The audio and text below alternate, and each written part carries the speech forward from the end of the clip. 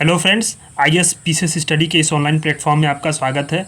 हम लोग जो है विजन आईएएस मैगजीन के जून वाले करंट अफेयर्स को पढ़ रहे हैं। ठीक है, तो इसमें हमने कल आपको इन्वायरमेंट पढ़ा दिया है। इसके पहले हम आपको आईआर पढ़ा चुके हैं, इकोनॉमिक्स भी पढ़ा चुके हैं, पॉलिटी एंड गवर्नेंस भी पढ़ा चुके हैं। अब हम आपको सोशल इशूज़ आज से शुरू करने वाले हैं।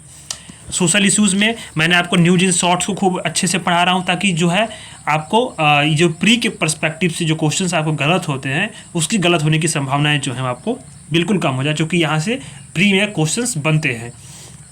अब जो ये मेंस वाला कंटेंट है, इसके लिए मैं आपको हैंड रिटन नोट्स तैयार कर रहा हूँ। ये नोट्स जो है इसको आपको पढ़ना नहीं है। इन सारे नोट्स को मैं आपको एक ही दिन उठूँगा और सारे जो नोट्स हैं उसको हैंड रिटन नोट्स होंगे, और इसमें से शॉर्ट जो महत्वपूर्ण चीज़ें हैं मेंस के पर्सपेक्टिव से, उन सभी को मैं एक ही दिन पढ़ा दूंगा आपको। ठीक है, पहले हम इसको न्यूज इन शॉर्ट्स को कवर कर लेते हैं, ताकि प्री के लिहाज से ये बहुत इंपॉर्टेंट होते हैं। अब इसमें क्वेश्चंस कैसे बनते हैं, यूपीएससी में यूपीपीसीएस में कैसे प्रश्न बनते हैं, क्या अप्रोच होनी चाहिए हमारे पढ़ने की, वो जो है स्टैटो डायनेमिक है, उसी के हिसाब से मैं आपको पढ़ा रहा हूँ, यानी स्टैटिक प्लस डायनेमिक।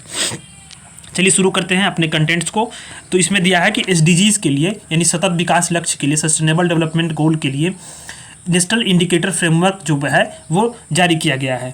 किसने जारी किया है? सांख्यिकी और कार्यक्रम कार्यान्वयन मंत्रालय MOSPI ने। ठीक है, सांख्यिकी और कार्यक्रम कार्यान्वयन मंत्रालय ने SDG यानी कि सस्टेनेबल डेवलपमेंट गोल यानी national indicator framework progress report 2023 को जारी किया है। ये किस लिए जारी किया है वो मैं आपको बताता हूँ। SDG गोल्स के टारगेट और निगरानी के लिए। ठीक है, उसके लिए क्या किया गया? उसके लिए तैयार किया गया ग्लोबल इंडिकेटर और फ्रेमवर्क के लिए उसको तैयार किया गया, ग्लोबल इंडिकेटर फ्रेमवर्क। यानी GIF को किसने तैयार किया? Inter agency and expert group on SDG indicators ने तैयार किया। IAEG SDG को किसने बनाया है? संयुक्त राष्ट्र सांख्यिकी आयोग ने, UNSC, UN स्टैटिस्टिकल कमीशंस ने बनाया है। UNSC नहीं, यूनाइटेड नेशन सिक्योरिटी काउंसिल वाला UNSC नहीं है। इस बात को ध्यान दीजिएगा आप लोग। यही प्री में आपको कंफ्यूज करेगा। प्री में अगर प्रश्न बन जाएगा तो ये आपको कंफ्यूज कर देगा। यूपीपीसीएस में डायरेक्ट पूछ देगा कि national indicator framework for SDG को लॉन्च करने वाला मंत्रालय कौन सा है, और 4-5 मंत्रालय जो है वो आपको दे देगा। वो आपको बिल्कुल सही करना है, क्योंकि आपको ध्यान देना है कि इस सांख्यिकी और कार्यक्रम कार्यान्वयन मंत्रालय है। यही प्रश्न यूपीएससी में स्टेटमेंट में दे देगा। ठीक है, तो आपको इसको 2 चीज़ें ध्यान देनी है। सांख्यिकी कार्यक्रम कार्यान्वयन मंत्रालय ने क्या किया? NIF प्रोग्रेस रिपोर्ट जारी किया SDG के लिए। और इसके बाद जो है ग्लोबल इंडिकेटर फ्रेमवर्क्स है वो किसने तैयार किया है? IAEG SDG ने तैयार किया है। और उसको किसने तैयार किया है? उसको किसने लॉन्च किया था? UN स्टैटिस्टिकल कमीशन यानी कि संयुक्त राष्ट्र सांख्यिकी आयोग ने किया था। अच्छा, GIF में यानी ग्लोबल इंडिकेटर फ्रेमवर्क में 231 विशिष्ट संकेतक हैं, और इसी के साथ साथ जो है टोटल मिलाकर के 248 संकेतक हैं। अच्छा, अब इस बात को सब इसमें बाकी चीज़ों का कंटेंट में क्या है, इसमें यह है कि जैसे NIF में जो है भारत की जो SDG की जो दिशा है उसमें प्रगति कितनी हुई है उसका विश्लेषण किया गया है। इसी के कारण जो है इसमें देखा जाता है कि जो SDG की दिशा में अभी कितना प्रोग्रेस किया जाना बाकी है और अभी कितना हुआ है। इन सारे जो इंडिकेटर्स हैं इस पर यही मालूम चलता है। तो हमको इस बात का आपको ध्यान रखना है कि जब प्रश्न पूछे तो कंफ्यूज नहीं होंगे। NIF जो है यानी कि नेशनल इंडिकेटर फ्रेमवर्क है वो किस लिए है? SDG के डेवलपमेंट्स गोल और कितना अचीवमेंट हुआ है, कितना कुछ किया जाना बाकी है, प्रोग्रेस कितना हुआ है, इन सभी चीज़ों के लिए लॉन्च हुआ। और किसने किया? सांख्यिकी और कार्यक्रम कार्यान्वयन मंत्रालय ने किया। ठीक है, इसी के साथ साथ आगे बढ़ते हैं। अब लैंगिक अंतराल रिपोर्ट, जेंडर गैप रिपोर्ट 2023।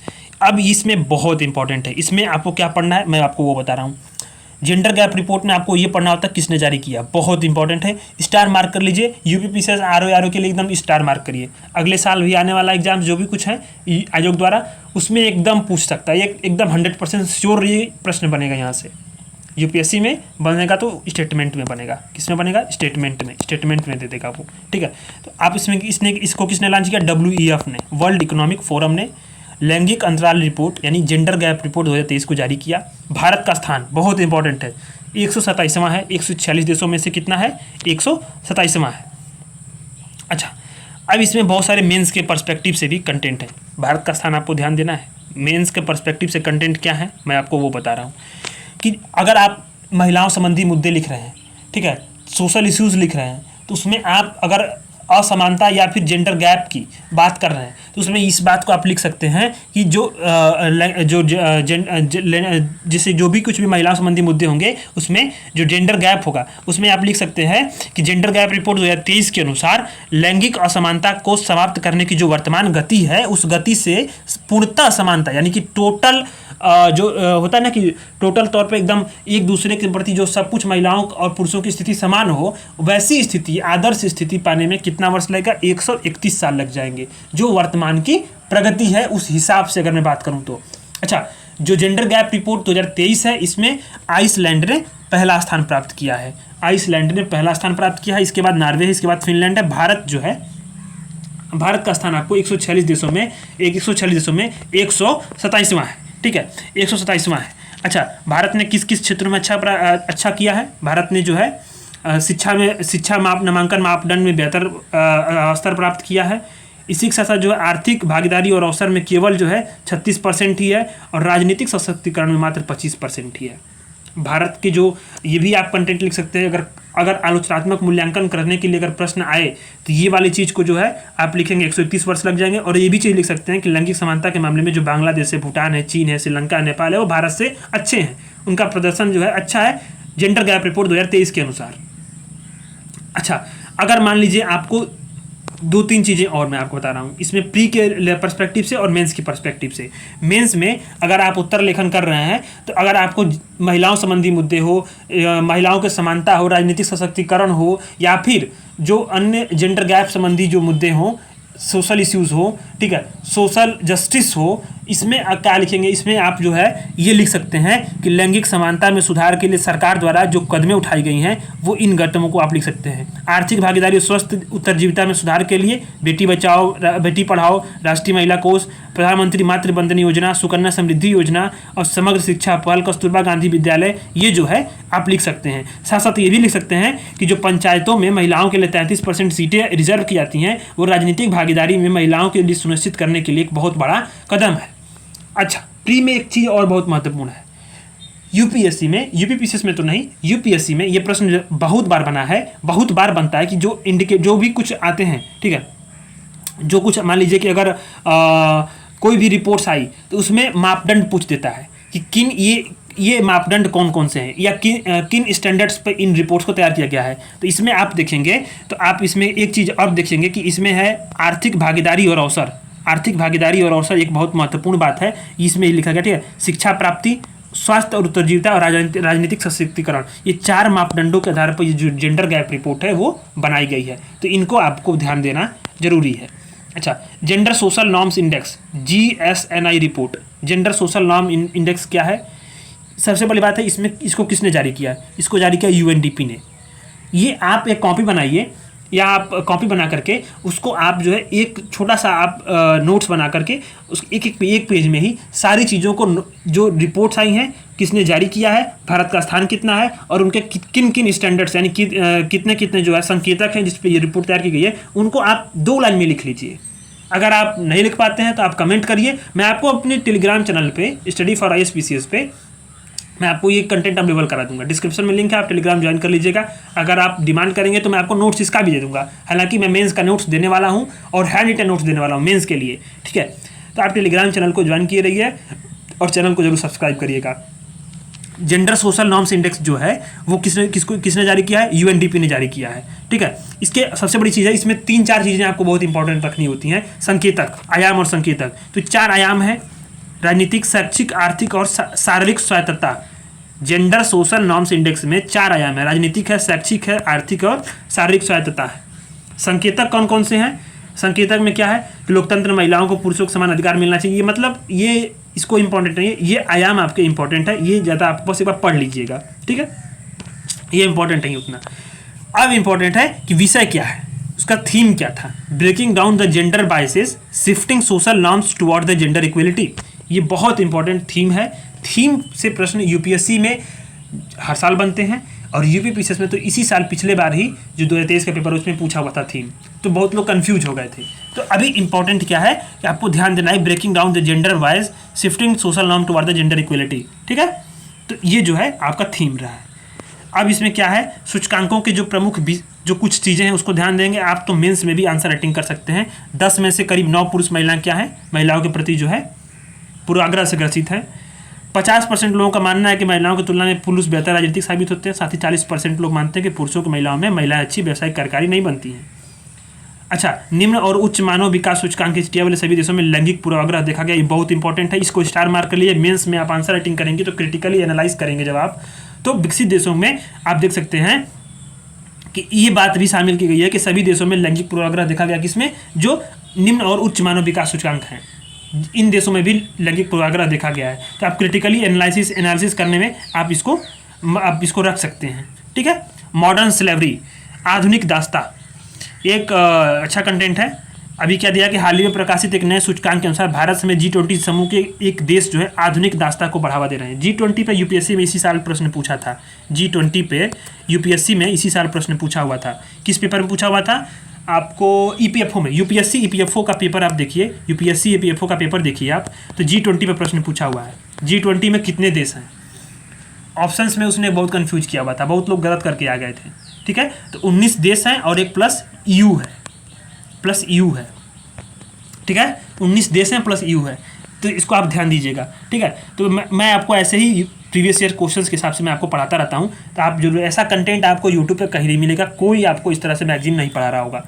ठीक है, आपको कोई हैंड रिटन नोट्स नहीं दे रहा होगा। मैं आपको वादा कर रहा हूँ कि इसको जो है, जब भी आपका ये प्री वाला कंटेंट खत्म होता है, आपको मेंस के लिए मैं एक ही दिन सारा मेंस के लिए नोट्स दे दूंगा। विजनएस मैगजीन फिर पढ़ने की आपको जरूरत नहीं पड़ेगी। प्री के लिए आप उठाइए, इस लेक्चर्स को सब रिवीजन कर जाइए, और मेंस के लिए आपको देखना है तो आप नोट्स मेरे उठाइएगा टेलीग्राम से, आप उसको डाउनलोड करके लिख लीजिएगा। आपको आपका मेंस का भी तैयार और प्री का भी तैयार इसी मैगजीन से। ठीक है, तो G20 में इसमें क्या पूछा है कि जो देश हैं ये आधुनिक दास्ता को बढ़ावा दे रहे हैं, आधुनिक दास्ता को ये बढ़ावा दे रहे हैं। ठीक, ये किसने जारी किया? वॉक फ्री फाउंडेशन ने जारी किया है। ठीक, इसमें क्या है कि यह सूचकांक क्या करता है कि ILO और वॉक फ्री और अंतर्राष्ट्रीय प्रवासन रिपोर्ट द्वारा जो डाटा का उपयोग करता है, इसमें क्या किया गया कि आधुनिक दास्ता के आयाम, इसको आप मेंस में लिख सकते हैं। ऐसे ही आप फ्लो चार्ट बनाएंगे आधुनिक दास्ता में, या फिर जो है बलात्कार, श्रम, मानव तस्करी और ये सब जो मुद्दे हैं, ये सामाजिक इश्यूज़ हैं, जो भी सोशल इश्यूज़ हैं, इन सभी पे आप जो है इस डायग्राम को, इस कंटेंट को आप यूज कर सकते हैं। आपका आंसर बड़ा अच्छा हो जाएगा। ठीक है, तो आपको ये मेंस बड़ा इंपॉर्टेंट है। ठीक, मेंस के लिए भी इंपॉर्टेंट है कि जो क्या है कि 2021 में प्रतिदिन क्या है लोग कि 50 मिलियन लोग जो क्या कर रहे हैं कि आप लोग आधुनिक दास्ता की स्थितियों का सामना कर रहे हैं। आधुनिक दास्ता की स्थितियों का 50 मिलियन लोग सामना कर रहे हैं। भारत इस सूचकांक में जहाँ मतलब जो है शीर्ष पर है, जहाँ सर्वाधिक 11 मिलियन लोग बलात्कार, श्रम करने के लिए विवश हैं। इसके बाद चीन और रूस है। ये बहुत इंपॉर्टेंट है, इसको आपको देखना है। ये मेंस में भी यूज कर सकते हैं आप, और प्री के लिए तो इंपॉर्टेंट है ही ये। अच्छा, इसके साथ साथ क्या है कि आधुनिक दास्ता, मॉडर्न स्लेवरी में का प्रचलन सबसे अधिक कहाँ पे? उत्तर कोरिया में है, एरिट्रिया दूसरे स्थान पे है, और सबसे कम प्रचलन स्विट्जरलैंड में है। इसके प्रमुख कारक क्या हो सकते हैं? कारक में आप फ्लो चार्ट बना कर लिख सकते हैं। जलवायु क्षरण है, लैंगिक असमानता है, कोविड-19 है और संघर्ष है। ऐसे आप फ्लो चार्ट बनाएंगे और लिख देंगे मेंस में। ये बड़ा इंपॉर्टेंट है मेंस के लिए, ये मेंस के लिए इंपॉर्टेंट है।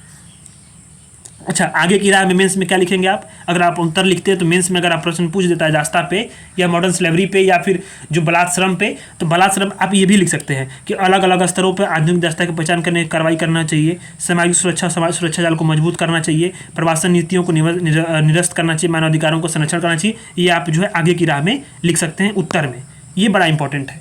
तो मैं आपको ये भी बता रहा हूँ कि क्या चीज़ आप मेंस में यूज कर सकते हैं और क्या चीज़ आप प्री में यूज कर सकते हैं। ठीक है, अब आता है global trends force displacement in 2022 report. ये आपको बड़ा इंपॉर्टेंट है, इसको देखिएगा कि कैसे इसको पढ़ना है। ठीक है, global trends force displacement in 2022 reports किसने जारी किया? UNHRC ने, संयुक्त राष्ट्र मानवाधिकार परिषद ने, UNHRC ने। बहुत इंपॉर्टेंट है, इस रिपोर्ट्स को आपको ध्यान देना है। देखिए, the global trends force displacement 2023 का रिपोर्ट जारी किया है। अच्छा, ये क्या करता है? ये रिपोर्ट क्या करता है कि जो शरणार्थी हैं, शरण चाहने वाले, आंतरिक रूप से विस्थापित हों, स्टेटलेस हों, यानी कि राष्ट्रविहीन हो, कोई राष्ट्र उनको अपना नहीं रहा हो, ठीक है, या जो अपने मूल क्षेत्र में वापस लौट गए, इन सारे लोगों के बारे में डेटा प्रदान करता है। क्या डेटा देता है? ये आप मेंस में भी लिख सकते हैं, और प्री के लिए हो सकता है कि इंपॉर्टेंट हो, उतना नहीं है, पर मेंस में आप इस चीज़ को अपने आंसर में लिख सकते हैं कि दुनिया भर में लगभग जो है UNHRC की रिपोर्ट के अनुसार दुनिया भर में 108 मिलियन लोगों को जबरन डिस्प्लेस किया गया, यानी कि फोर्सली जो है डिस्प्लेस किया गया है, जबरन विस्थापित किया गया है। कारण क्या है? लोगों का उत्पीड़न है, संघर्ष है, हिंसा है, मानवाधिकारों का उल्लंघन है, सामाजिक और जलवायु संकट है, ठीक है। और निम्न और मध्यम आय वाले देशों में लगभग विश्व के जो है 76% जो है शरणार्थियों को शरण दिए हुए हैं, ठीक है। तो इन चीज़ों को आप लिख सकते हैं। और सबसे बड़ी चीज़ है कि अगर आप देखिए, सबसे बड़ी आपको होता है कि आप कंटेंट जब आप उत्तर लिखते हैं, आप कंटेंट को अपने ऑथेंटिकेट करें, यानी कि आप उसको प्रमाणित करें। तो प्रमाणित करने के लिए यूएनएचआरसी की रिपोर्ट सबसे इंपॉर्टेंट होती है, यूएन की रिपोर्ट होती है। तो जो रिपोर्ट्स हैं आपको ये आंसर राइटिंग में वैल्यू एडिशन का काम करती हैं। आप उत्तर तो लिख देंगे पर वैल्यू एडिशन नहीं होता है कि यही चीज़ें वैल्यू एडिशन होती हैं और इसी से लोग टॉपर बनते हैं, ठीक है। तो आपको देना है कि रिपोर्ट्स में क्या सिफारिशें की गई हैं, तो इन्हीं सिफारिशों को आप अपने आंसर्स में उन चीज़ों के समाधान के लिए आप लिख सकते हैं, या आगे की राह जब आप लिखते हैं, वे फॉरवर्ड लिखते हैं, तो आप इन चीज़ों को लिख सकते हैं, ठीक है। तो ये क्या है? शरणार्थियों की क्षमता निर्माण कर उन्हें आत्मनिर्भर बनाना चाहिए, स्थानीय समुदाय के साथ एकीकृत होना चाहिए, ठीक है। नए जीवन आंतरिक रूप से विस्थापित लोगों की सुरक्षा सुनिश्चित करनी चाहिए, बेहतर आजीविका के अवसर की उपलब्धता की जानी चाहिए, ठीक है। और चरणबद्ध पुनर्वास किए जाने चाहिए, स्वेच्छा से मूल देश में वापसी की जानी चाहिए। इन सारे चीज़ों को आप जो है लिख सकते हैं अपने मेंस के आंसर में, ठीक है। तो ये बहुत इंपॉर्टेंट है। मैं आपको बता रहा हूँ कि मैं आपको मेंस का आंसर राइटिंग भी कराने वाला हूँ। बस मैगजीन खत्म हो जाए तो मैं आपको इसी से मेंस के लिए जो कुछ क्वेश्चंस बन सकते हैं उन्हीं क्वेश्चंस को आपको बना के दूंगा। और आपको मैगजीन में पढ़ा रहा हूँ तो आपको मेंस के लिए कंटेंट दे रहा हूँ ना, तो यही कंटेंट को आप लिख कर आप उत्तर लिखिएगा, आपका कंटेंट तैयार हो जाएगा। आपको किसी कोचिंग में जाने की जरूरत नहीं है। आप सोचिए एक मैगजीन से कितना कुछ पा रहे हैं आप। तो इसीलिए होता है कि आप कोई एक सोर्स पढ़िए और उस सोर्स को ऐसे पढ़िए कि उससे जो है आप प्री मेंस और अपने ओवरऑल जो इंटरव्यू के लिए भी तैयारी आप हो सकती है। आप बोल के पढ़ेंगे, आप लिख के पढ़ेंगे, आप समझ जाइए कि आपके दिमाग में छप जाएगा, ठीक है। अब आते हैं यूएनएचसीआर। यूएनएचसीआर के बारे में प्री के पर्सपेक्टिव से बहुत इंपॉर्टेंट है, इसको आपको जो है ध्यान देना है। क्या करना है? इसका हेडक्वार्टर कहाँ पे है? हेडक्वार्टर है आपका जेनेवा, स्विट्जरलैंड में। किसका? यूएनएचसीआर का। कब किया गया स्थापना? इसकी उत्पत्ति जो हुई थी यूएन राष्ट्र जो महासभा 1950 में की गई थी। उद्देश्य क्या है? संघर्ष और उत्पीड़न के कारण जो मूल देशों से भागने को विवश हो गए उनके लोग बेहतर भविष्य का निर्माण करना, ठीक है। ये क्या करता है कि शरणार्थी और शरण संबंधी कानूनों की नीतियों में सुधार करने के लिए देशों के साथ मिलकर कार्य करता है। मानवाधिकार का उल्लंघन न हो इसके लिए यह जो है व्यवस्था करता है। अच्छा, क्या करता है? 135 देशों में ये कार्य करता है। ग्लोबल अपील रिपोर्ट ये जारी करता है, बहुत इंपॉर्टेंट है। 1954 के शरणार्थी अभिसमय और 1967 के प्रोटोकॉल के द्वारा ये निर्देशित होता है यूएनएचसीआर। तो कुछ इसके बारे में हम लोग देख लिए, ठीक है। अब आते हैं UGC institutions deemed to be universities regulation 2023, ठीक है। कि क्या है कि केंद्रीय शिक्षा मंत्रालय ने, थोड़ा सा कंटेंट है आप लोग बस, अब इसके बाद खत्म हो जाएगा ये। अच्छा, केंद्रीय शिक्षा मंत्रालय ने UGC institutions deemed to be university विनियमन 2023 को जारी किया गया है। इसमें क्या है कि ये जो विनियमन है विश्वविद्यालयों को गुणवत्ता और उत्कृष्टता पर ध्यान केंद्रित करने के लिए, अनुसंधान प्रणाली को मजबूत करने के लिए, उच्चतर शिक्षा यानी हायर एजुकेशन के परिदृश्य में बदलाव लाने के लिए प्रोत्साहित करेगा, ठीक है। ये क्या है कि ये विनियमन है राष्ट्रीय शिक्षा नीति 2020 के अनुरूप है, ठीक है। ये बहुत इतना आपने कर लिया, ठीक। अच्छा, डीम्ड टू बी यूनिवर्सिटी के रूप में मान्यता प्राप्त करने के लिए क्या मानदंड हो सकते हैं? तो ये प्री के हिसाब से, ये मेंस के हिसाब से कुछ उतना इंपॉर्टेंट नहीं है, आप बस इसको स्किप कर लीजिएगा। अच्छा, ये है, इसमें एक चीज़ थोड़ा सा आप ये भी देख सकते हैं कि सभी छात्रों को जो है एकेडमिक बैंक ऑफ क्रेडिट तैयार करने होंगे। अगर आप यूनिवर्सिटीज़ में पढ़ रहे होंगे तो आप इस समय ABC आप जो है यानी एकेडमिक बैंक ऑफ क्रेडिट आपके लिए अनिवार्य हो ही गया होगा, डिजी लॉकर आपके लिए अनिवार्य हो ही गया होगा, ठीक है। अब क्या कर सकते हैं, किसी भी क्षेत्र में यानी कि जो डीम्ड टू बी यूनिवर्सिटी जो होते हैं ये प्राप्त संस्थान होते हैं, क्या करते हैं किसी भी विषय क्षेत्र में नए पाठ्यक्रम या कार्यक्रम की शुरुआत कर सकते हैं। इसके लिए अपनी कार्यकारी परिषद की पूरी स्वीकृति लेनी पड़ेगी और वैधानिक जो है परिषद की अनुमति भी लेनी पड़ेगी, ठीक है। इसके बाद जो है क्या किया गया है कि विश्वविद्यालय अनुदान आयोग यूजीसी 1956 में प्रावधान किया गया है कि केंद्र सरकार की धारा 2F के तहत जो है विश्वविद्यालय के अलावा किसी अन्य संस्थान को जो है किसी भी अन्य संस्थान को क्या करती है, डीम्ड टू बी यूनिवर्सिटी का संस्थान का दर्जा प्राप्त कर सकती है। और ऐसे संस्थान को दर्जा प्राप्त होने के बाद एक डीम्ड विश्वविद्यालय यानी कि समझा जाएगा, ठीक है। तो इसमें कुछ खास नहीं था, बस आप इसको पढ़ लीजिएगा एक बार ताकि अगर क्वेश्चन आए तो गलत ना हो। अब आता है आपका कि इंडिया रैंकिंग 2023 ऑफ HEI। केंद्रीय शिक्षा मंत्रालय ने देश के उच्चतर शिक्षा संस्थानों की ऑल इंडिया रैंकिंग का 8वां संस्करण जारी किया है। किसने जारी किया? केंद्रीय शिक्षा मंत्रालय ने। अब क्या है कि यह जो रैंकिंग है NIRF national institution ranking framework पर आधारित है। 5 जो है इसकी व्यापक श्रेणियां हैं। क्या है? टीचिंग, लर्निंग एंड रिसोर्सेज है, रिसर्च एंड प्रोफेशनल प्रैक्टिस है, ग्रेजुएशन आउटकम्स है, इंक्लूसिविटी एंड आउटरीच है और परसेप्शन है। इसमें क्या है कि इंडिया रैंकिंग 2023 संस्करण में 2 चीज़ नई शामिल की गई है। 2 नहीं 3 चीज़ है, ठीक है। इसमें आप ध्यान दीजिए, कृषि और संबंध क्षेत्र का नया विषय शामिल किया गया, नवाचार रैंकिंग को शामिल किया गया और आर्किटेक्चर एंड प्लानिंग नाम दिया गया है। आर्किटेक्चर को, यानी आर्किटेक्चर पहले था, ठीक है, आर्किटेक्चर था, उसको आगे बढ़ा करके आर्किटेक्चर एंड प्लानिंग कर दिया गया है। इस वाले रैंकिंग में कौन? IIT मद्रास सर्वोच्च रैंकिंग है। इसके बाद जो है IISc है, ठीक है। अब इसके बाद इसको बस इतना आप समझ लीजिए किसने जारी किया और कौन फर्स्ट है। इसके बाद अब आता है वर्ल्ड ड्रग रिपोर्ट। ये बहुत इंपॉर्टेंट कंटेंट है। इसको जो है आप इंटरनल सिक्योरिटीज़, ठीक है, मादक पदार्थों पर अगर प्रश्न पूछता है मेंस में, ठीक है, ड्रग्स पे प्रश्न पूछता है, GS3 में प्रश्न पूछता है, फिर इंटरनल सिक्योरिटीज़ में भी गोल्डन ट्रायंगल जो है वो, और मतलब ऐसे तमाम जो है प्रश्न पूछे हुए हैं UPSC में, उसमें आप इस चीज़ को कंटेंट को लिख सकते हैं, ठीक है। किसने जारी किया? World drug report. प्री के लिए इंपॉर्टेंट तो है ही, ये प्री के लिए तो मोस्ट इंपॉर्टेंट है, इसको आप स्टार मार्क के लिए, हो सकता है प्रश्न पूछ जाए अगले बार ही। संयुक्त राष्ट्र मादक पदार्थ और अपराध कार्यालय UNODC इसने जारी किया, बहुत इंपॉर्टेंट है, ठीक है। इसको आप एकदम लिख लीजिए, कॉपी पे नोट्स बना लीजिए, इसको छोटा छोटा कंटेंट लिख करके 3-4 लाइन का, ऐसे आपको रिवीजन करने में आसानी होगी। वरना अगर आप कमेंट करेंगे तो मैं आपको नोट्स दे दूंगा, ठीक है, लेकिन आपको डिमांड करना पड़ेगा, उसके लिए मुझे भी मालूम होना चाहिए कि आपको ज़रूरत है, ठीक है। इसने विश्व मादक रिपोर्ट 2023 को जारी किया गया है। UNODC क्या करता है? अवैध मादक पदार्थ और अंतर्राष्ट्रीय अपराध के खिलाफ अभियान चलाने वाली प्रमुख संस्था है। मुख्यालय इसका कहाँ पे है? वियना में है, ऑस्ट्रिया में। बहुत इंपॉर्टेंट है। हेडक्वार्टर आप देख लीजिए। क्या करता है कि जो है तकनीकी सहायता अनुसंधान विनियामक समर्थन प्रदान करता है, जो अवैध मादक पदार्थ के खिलाफ जो है अंतर्राष्ट्रीय अपराध में जो लड़ाई में शामिल देश है। अब इसने रिपोर्ट में क्या बताया है कि दुनिया भर में मादक पदार्थों का उपयोग करने वालों की संख्या 23% बढ़ी है और ये 296 मिलियन हो गई है। 23% बढ़ोतरी हुई है।